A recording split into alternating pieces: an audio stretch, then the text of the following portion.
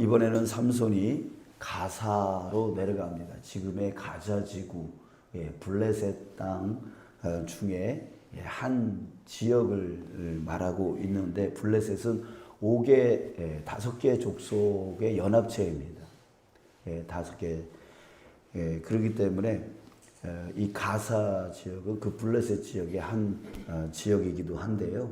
이 가사는 예루살렘에서 약 60에서 80km 정도 남쪽에 떨어져 있는 곳입니다. 왜 삼손이 거기까지 갔을까? 그것에 대해서 성경은 말해주고 있지 않아요. 그러나 1절에서 보면 삼손이 가사에 가서 거기서 뭘 해요? 한 기생을 보고 그에게로 들어갔더니 이렇게 말합니다. 자, 이걸 보아서 삼손이 또 일탈 행위를 하고 있는 거예요. 하나님이 원치 않는 행동, 자기가 즐겁고 자기가 기쁜 그 일로 또 나가고 있는 것을 우리가 생각해 볼 수가 있습니다. 삼손은 좀 전만 해도 갈증 때문에 죽을 뻔했어요. 근데 하나님의 은혜로 다시 살아날 수 있었습니다. 그 은혜 체험을 했어요. 자, 그런데 그럼에도 불구하고 여전히 자기 마음대로 또 살아갑니다. 이게 정말 그런 큰 은혜를 잊고도 또 잘못된 길을 가는 이 삼손이 우리는 정말 이해가 되지 않는 것이죠. 자, 그런데 여러분, 삼손보다 더 이해가 되지 않는 분이 계십니다. 누굴까요? 그게 바로 하나님이에요. 하나님이에요. 아무리 은혜를 부어줘도 정신을 차리지 못하는, 여전히 또 자기 하고 싶은 대로 나아가는 그런 삼손에게 오늘 본문에서도 또 은혜를 부어주시고 있다는 얘기예요. 정말 이해가 되지 않는 분, 그분이 바로 하나님이에요. 2절을 한번 보세요. 가서 사람들에게 삼손이 왔다고 알려짐에 그들이 곧 그를 애워싸고 밤새도록 성문에 매복하고 밤새도록 조용히 하며 이르기를 새벽이 되거든 그를 죽이리라 하였더라. 삼손이 가사에 왔다는 것이 블레셋 사람들에게 알려졌습니다. 그래서 블레셋 사람들이 저 왼수 우리가 죽일 거야 라고 하면서 밤새도록 매복해서, 어디에? 성문 앞에 매복해서 그 삼손이 잠을 자게 되어지면 들어가서 삼손을 죽여버리겠다, 이렇게 계획을 짜는 거예요. 자, 그런데 3절을 또 보세요. 삼손이 밤중까지 누워있다가 그 밤중에 일어나 성문짝들과 두 문설주와 문빗장을 빼어가지고 그것을 모두 어깨에 메고 헤브론 앞산 꼭대기로 가니라. 자, 이것을 한번 제가 설명을 해볼게요. 삼손이 밤중에 자는 게 아니라 일어났대요. 일어나서 뭘 하냐면 성문짝들과 두 문설주와 문빗장을 빼어가지고 그것을 모두 어깨에 메고 갔답니다. 지금 그 성문에 누가 있었어요? 매복하고 있는 블레셋 사람들이 있었단 말이에요.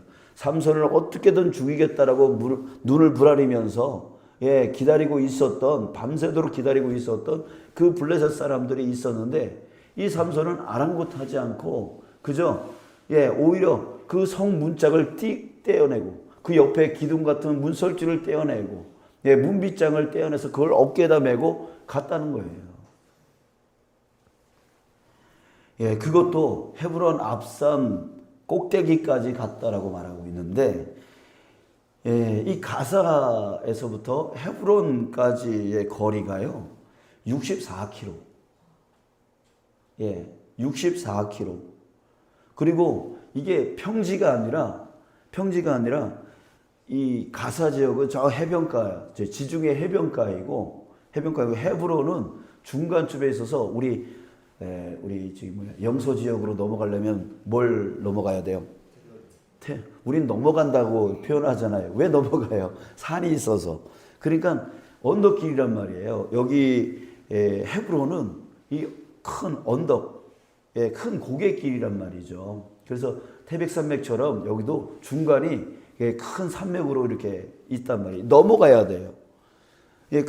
그렇기 때문에 언덕길을 그렇게 그것도 맨손으로 가는 게 아니라 문짝 들고 문설주 들고 문빗장 들고 어깨에다 메고 그러고 갔다라고 하는 것이죠. 또 고고학적으로 보면 삼손이 헤브론까지 갈 때에 이게 블레셋 초소가 그러니까 삼엄하게 감시하는 블레셋 초소가 6개나 있었다고 합니다. 그걸 통과해 간다는 거예요. 자, 여러분, 이게 사람의 힘으로 사람의 능력으로 가능한 일이 아닌 거죠. 아무리 봐도 가능한 일이 아니에요. 그 무거운 걸 들고 그 언덕길을 가는데 64km를 가고 거기다가 삼엄하게 감시하고 있는 그 블레셋 초소 6개를 통과해서 간다. 이런 거는 불가능한 일이죠. 자, 이게 도저히 불가능한 일입니다. 그런데 어떻게 그렇게 할 수 있었느냐? 여러분, 우리는 알죠? 뻔한 일입니다. 하나님이 도우셨다는 거죠. 하나님이 도우셨다는 거예요. 이게 바로 도무지 이해가 되지 않는 거예요. 삼손이 그렇게 은혜를 부어줘도 배신하는 배은망덕한 그런 짓을 하고 있음에도 불구하고 왜 하나님은 여전히 삼손에게 은혜를 부어주시냐 이거죠. 그 은혜도 깨닫지도 못하는 그런 삼손에게. 그런데 여러분, 여기서 우리가 깊이 고민해 봐야 될 것이 하나 있습니다. 뭐냐면 그렇게 하나님의 끊임없는 은혜를 받던 삼손이었는데 그의 삶은 어떻게 마무리가 되었습니까? 하나님이 계속해서 도우셨으니까 그의 말로는 해피엔딩으로 끝났을까요? 여러분들, 우리는 이 정답을 알죠? 정답을 알아요. 삼손의 인생은 아주 비참하게 끝납니다. 비참하게 끝나요. 이제 나중에 보게 되었지만 잡혀가지고 두 눈을 빼버립니다. 눈가를 빼버려요. 그리고 연자맷돌을 돌리는 그 일을 시킵니다. 그러다 결국 죽습니다. 비참한 말로. 정말 하나님이 계속해서 은혜를 부어주고 계심에도 불구하고 그의 말로는 결국에는 그런 비참한 끝을 보고 있는 거예요. 여기서 우리는 이런 질문이 듭니다. 왜 삼손은 삶의 순간마다 하나님의 그 극적인 은혜, 극적인 도우심, 극적인 역전승을 경험했음에도 불구하고 왜 비참한 삶으로 마감해야 했을까? 그 해답을 우리는 1절에서 찾을 수 있습니다. 삼손이 가사에 가서 거기서 한 기생을 보고 그에게로 들어갔더니, 삼손은 한 기생을 보고 그에게로 들어갔다라고 했어요. 여러분, 이거예요. 보고 안 봤다면요, 그 기생을 안 봤다면요, 그에게로 들어가지 않았을 거예요. 여러분, 그래서 볼 것을 보지 않고 보지 말아야 할 것을 보았던 그의 인생이었기 때문에 자꾸만 그런 것만 보고 있으니까 거기에 유혹이 되어지는 거예요. 그는 보지 말아야 될 기생을 봤고, 이전에도 보지 말아야 될 딥나의 여인을 봤고, 포도원에 가서 포도주를 받고, 죽은 동물의 시체를 봤고, 그 시체 안에 있는 꿀을 보았습니다. 그러면서 그 보여지는 것으로 끊임없이 유혹당하고 거기에 넘어갑니다. 이게 삼손이 보았던 것들의 공통 분모는 다 뭐였냐면 육체적인 정욕이에요. 육체적인 정욕. 그는 결코 보아서는 안 되는 것들을 보면서 살았습니다. 그래서 그는 그 보는 것들을 쫓아 살다가 결국에는 비극으로 삶을 맞이하게 되죠. 하나님의 은혜가 계속 부어지고 있음에도 불구하고 여전히 그의 눈은 그런 정욕적인 것들, 예, 그런 것들을 계속 보았던 거예요. 요한일서 2장 15절에 이 세상이나 세상에 있는 것들을 사랑하지 말라 이렇게 말합니다. 누구든지 세상을 사랑하면 아버지의 사랑이 그 안에 있지 아니하니 라고 했습니다. 자, 그러면서 그 다음 절에서 조심해야 될 세 가지를 말하고 있는데, 이는 세상에 있는 모든 것이 육신의 정욕과 안목의 정욕과 이생의 자랑이니 이렇게 말하고 있습니다. 자, 여러분, 사람은 무엇을 보며 사느냐가 참 중요합니다. 무엇을 보고 살아가느냐. 왜냐하면 사람은 뭐가 있어요? 세 가지 중에 안목의 정욕이라는 게 있어요. 보게 되어진 것에 대한 유혹이 있다는 거예요. 그게 끌려다닌다는 거예요. 내가 뭘 보면서 살아가느냐, 그게 내 삶을 좌우할 수 있다는 얘기예요. 그래서 우리는 봐야 될 것을 봐야 되고 보지 말아야 될 것은 보지 말아야 되는 거예요. 예, 보지 말아야 되는 거예요. 자, 그러면 무엇을 보아야 될까요? 우리 아브라함을 한번 생각해 봐요. 아브라함은 참 복의 사람이죠. 뭐 복의 근원이다라고 하면서 그만큼 복받은 사람이 없다라고 말을 합니다. 이 엄청난 복을 받았고 또 해피엔딩의 삶을 살았습니다. 어떻게 그는 복된 삶을 살았습니까? 자, 창세기 12장서부터 아브라함이 등장을 하는데 그 첫 절에서 뭐라고 하냐면 여호와께서 아브라함에게 이르시되 너는 너의 고향과 친척과 아버지의 집을 떠나 내가 내게 보여줄 땅으로 가라. 보여줄 땅으로 가라. 여러분, 이게 아브라함의 인생을 말해주고 있는 거예요. 아브라함은 어디로 갔어요? 자기가 정해놓은 땅으로 간 게 아니에요. 하나님께서 보여줄 땅으로 간 거예요. 보여주는 땅으로 간 거예요. 그러니까 아브라함의 인생은 어떤 인생이었냐면 하나님이 보여주시는 대로 따라간 인생이었어요. 여러분, 이게 우리가 봐야 될 것이에요. 예, 우리가 봐야 될 것이에요. 먼저 아브라함은 하나님을 바라봤어요. 하나님을 바라보면서 하나님 앞에 구했죠. 하나님, 내가 어떻게 살아야 됩니까? 그랬더니 하나님이 응답해 주신 게 바로 이거예요. 내가 보여줄 땅으로 가라. 내가 보여줄 땅.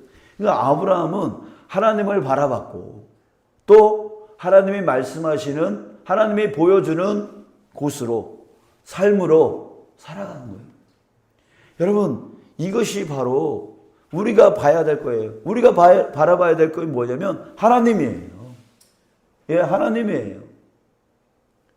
우리의 영이 자꾸만 침체되는 이유가 무엇입니까? 뭘까요? 여러분 생각해 보세요. 우리는 주일날 1시간 와가지고 1시간 예, 잠시 하나님을 바라보지요. 또 그 바라보는 그 1시간도 예, 하나님 바라보지 못하고 졸다가 가는 경우도 있습니다. 그죠? 딴짓거리 하다가 예, 하나님 바라보지 못하고 그냥 봉사만 하고 헌신만 이러다가 가요. 그걸 하나님 앞에 예배했다라고. 아니요. 하나님을 바라보는 건 그런 것이 아니에요. 오로지 전적으로 하나님께만 집중하는 시간이 바로 하나님 바라보는 시간이죠. 그리고 나서 힘 얻어가지고 하는 게 헌신이고 그리고 나서 힘 얻고 하는 게 봉사예요. 근데 우리는 자꾸만 이거를 놓쳐버려요. 하나님을 바라보는 그 1시간을 놓쳐버린다고요. 자, 그래요. 하나님을 바라봤다고 한번 칩시다. 그리고 나머지 일주일에 그 많은 시간은요. 하나님을 여전히 바라보고 계십니까? 그러지 못한다고요. 매일매일 기도하고 또 말씀 묵상하고 이렇게 자기 자신을 하나님을 바라볼 수 있는 눈을 계속 가지고 있을 수 있도록 해야 되는데 그게 안 돼요. 주일날 와가지고 그 1시간 하나님 바라보고 나머지 전 시간 몇 시간이에요? 그 시간이. 그 시간은 뭘 바라보고 있어요? 세상 바라보고 있어요. 그러니까 영적으로 침체될 수밖에 없죠. 무엇을 바라보느냐가 내 인생을 좌우하고 있는 건데 하나님을 바라보는 시간은 너무나 적고 세상을 바라보는 세상 사람들을 바라보는 그 눈은 아주 그 시간은 너무 많으니까 침체되어질 수밖에 없고, 예, 맨날 하는 소리가 뭐냐면 드라마에서 뭐 누가 뭐 했대 이런 얘기하고, 또 누가 뭐 집 샀대, 누가 땅 샀대, 누가 아들이 잘 됐대, 이런 얘기만 하니까 뭐예요? 아, 저 사람들은 잘 되는 것 같은데 나는 안 되는 것 같아. 이게 계속 생각이 어디로 가냐면 그런 유혹들, 안목의 정욕, 그것에 유혹에 빠져가지고 나도 그렇게 해야 될 것처럼, 나도 집을 사야 될 것처럼, 나도 저렇게 잘 돼야 될 것처럼 자꾸 마음이 행복하지는 않은 거예요. 원래 하나님 안에 있을 때 가장 행복한 건데 다른 사람들은 잘 되는 것 같고 나는 안 되는 것 같으니까 이게 행복하겠어요. 그러니까 영적 침체 속에 빠질 수밖에 없는 겁니다. 자, 여러분, 하나님을 바라봐야 됩니다. 그리고 하나님이 보여주시는 그 삶을 살아가야 되는 거예요. 여러분, 문제가 있어요. 근데 그 문제를 바라본다고 해서 그 문제가 해결됩니까? 아니죠. 예, 질병의 문제, 아픔의 문제, 어떤 사고의 문제, 뭐 등등의 그런 문제를 우리가 계속 바라본다고 해서 그 문제가 해결되어지는 게 아니에요. 오히려 걱정만 쌓이죠. 밤잠 못 자게 되어지는 거죠. 근심, 걱정, 두려움 속에 빠지게 되어지는 거예요. 문제를 계속 바라보면 걱정, 염려, 근심, 두려움 속에 빠질 수밖에 없는 거예요. 그 문제를 바라보지 말고 그 문제를 해결할 수 있는 분, 바로 하나님을 바라봐야 되는 거죠. 그때 평강이 찾아옵니다. 그때 평강이 찾아와요. 그 평강 안에서 그 해결점이, 그 지혜가 떠오르게 되어지는 거예요. 하나님이 그렇게 보여주시는 거예요. 하나님을 바라보고 있으면요, 마음에 평강이 오고 하나님이 보여주세요. 어떻게 이 문제를 해결해야 될지 그게 보여지게 돼 있어요. 하나님이 보여주시는 거예요. 그걸 쫓아가면 되는 거예요. 그러면 그 문제가 해결되어지는 거예요. 자꾸만 문제. 이 사람한테 이 사람 붙들고 문제 얘기하고, 저 사람 붙들고 또 그 문제 얘기하고. 예, 그러니 맨날 걱정, 염려, 근심, 두려움 속에 살아가게 되어지는 거예요. 여러분, 그게 아니라 문제를 바라보지 마시고 그 문제를 해결할 수 있는 하나님을 바라봐야 돼요. 그러니까 문제가 생기면 어디로 가야 돼요? 기도의 자리로 가야 되는 거예요. 기도의 자리로 가야 돼요. 교회를 와도 되고 그 집에서 기도해야 돼요. 예, 기도의 자리로 가서 하나님을 바라봐야 돼요. 그리고 하나님, 나 어떻게 해야 돼요? 하나님, 나 이제 어떻게 살아야 돼요? 이 문제 어떻게 해결해야 돼요? 끊임없이 하나님을 바라보면서 하나님 앞에 그렇게 부르짖으면 하나님께서 내 안에 역사하실 때 평강이 임하고, 그 평강이 임할 때 보여주세요. 어떻게 해야 되는지 보여주세요. 그것 쫓아가면 그 문제가 해결되어지는 것이죠. 사랑하는 여러분, 정말 삼손처럼 저와 여러분들에게도 하나님은 결코 떠나지 아니하십니다. 지금도 계속해서 그 은혜를 우리에게 부어주시고 계시고 우리를 도와주고 계십니다. 근데 우리가 그것을 깨닫지 못하고 여전히 세상의 그 안목의 종욕을 갖고 세상 것을 바라보면서 그렇게 살아갈 때 삼손의 말로가 비참하게 끝나듯 우리의 말로도 비참하게 끝날 수밖에 없어요. 여러분, 이제 우리 눈을 돌려 하나님을 바라보기를 원합니다. 어떤 일이 있어도 바라봐야 될 것을 바라보시고 이것이 나에게 절대로 도움이 안 된다라고 싶은 그것들은 끊어내시고 하나님께 끊어낼 수 있도록 도움을 구하는 저와 여러분들 되어지기를 간절히 소망합니다.